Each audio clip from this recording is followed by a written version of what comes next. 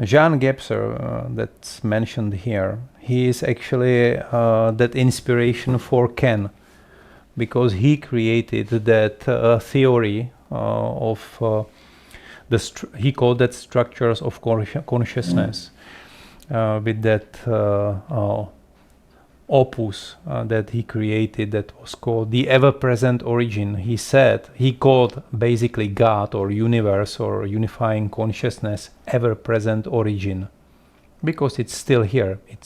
It's the only thing that is here all the time.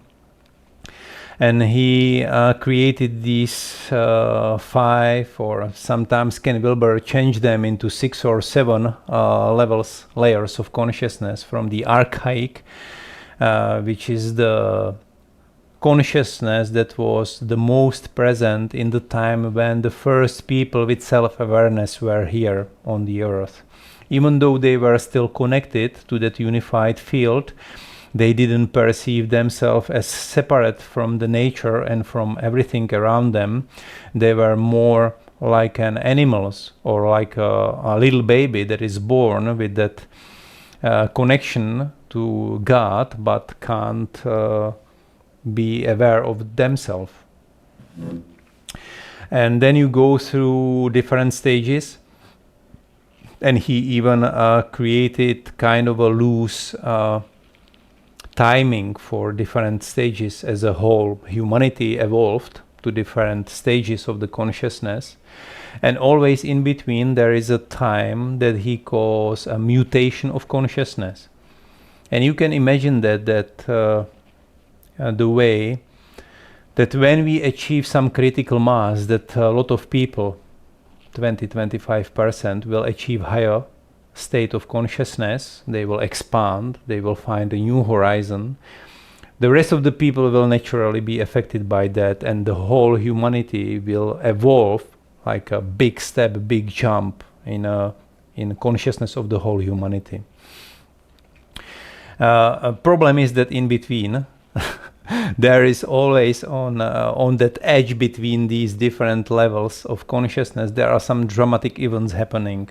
Usually the humanity was destroyed or almost destroyed with the different wars and floods and different events, because the previous paradigm wasn't supported anymore, and we had to find a new paradigm for the new type of life.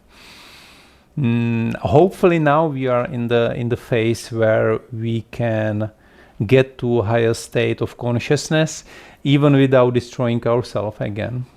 That would be really nice to survive this time. And David Hawkins, he is I think he also died, but it's not so long ago. He wrote several books, and I will return to this structure because I found it very helpful, because he created his own a scale from 0 to 1000, which is a logarithmical scale. It's not like 1 + 1 is 2, it's logarithmical. From the basic consciousness, like animal consciousness, to fully enlightened beings that are on level 1000, which probably most of the people will leave this world and not return again. So he uses this scale, but we can easily translate it to what we know in yoga, which are chakras. Because chakra is not just some physical part of our body, it's not even only energetical system of our body, but on the subtlest layer, it's consciousness. It's that structure of consciousness which Ken Wilber talks, or Jean Gebser, or all these modern mystics. And Muladhara, that's the first layer of our consciousness, where usually most of the people is trapped into, and it's the level of our fear, that we fear of our death, and from that all our other fears and phobias and anxiousness, and all these problems are rooted. And when we overcome this, balance this, we can get to our desires, how we perceive the world through our emotions, through creativity and sexual energy. Then we go to Manipura, which is the part of self-awareness of our ego, to be aware of ourselves. And this is a layer of the will, identity, fire of the transformation. And then Anahata, which is our heart, our balance, our center. And this is already a little bit problematic, because most of the people are not there anymore. Most of the people are only on the level of the first chakras. And of course, all of these chakras are somehow active in our body, in our consciousness, but majority of them are not active enough so we can perceive the world from this layer of consciousness. And most of the people are in that area of the first three chakras. That's fears, desires, and ego. And this is basically our road map. I have there some mistakes in the spelling, and there is part of it is in Czech. I have to repair it. I noticed just now. But this is our road map, how we can get to higher states of consciousness. And if we can just balance the first three layers, and we can look at them through archetypes or through consciousness or through energy, if we are able to get them into some reasonable functioning, we can be very successful, happy, and fulfilled people.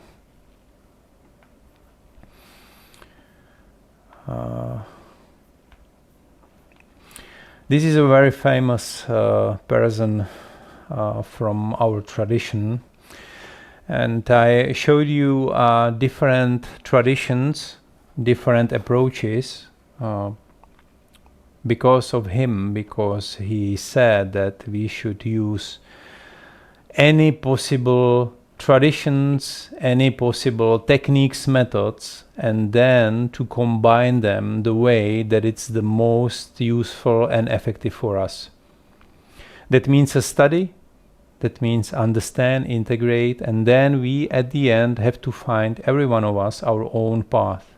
And we should be free from all the dogma that's created through some organized religions, traditions that are dogmatic in their way to perceive the world, and say this is the only correct, right way. No, you can choose whatever path you want, and of course it's good at the beginning of the road, of the path, to find someone who can help you navigate through the first few turns before you find your own inner guidance to go on the right path.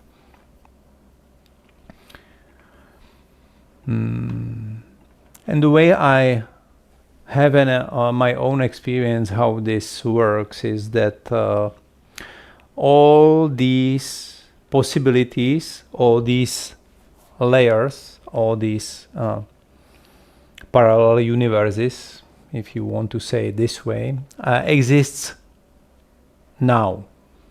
And you choose in which one you will live just by expanding your consciousness, just by changing your perception. And you can live in the worst possible situation where this world will be destroyed and everyone is killing everyone with a lot of ignorance, or you can expand your consciousness and live in the universe where everything is beautiful. It's just your choice what you will choose from these possibilities, because all of them are here. And you are not moving to a parallel universe. You are creating your own universe for you. And it will start to manifest in your world as soon as you do your practice and as soon as you understand that connection between microcosm and macrocosm. because everything is connected. And if you change, Interconnected. Yeah. Interconnected and interdependent, correct? yes, yeah. So you can do it by changing your environment, and you will change also. You will affect your uh, inner parts, your mind, your emotions, and it's helpful if you try to clean out your external space and make it nice and tidy, beautiful, because you are helping yourself to do the same thing inside of your mind. Or you can just sit in a worst possible situation, like in an ugly space with full of waste, and you can stay calm, and you can create your inner space very clean, and the things will be happening around you as well.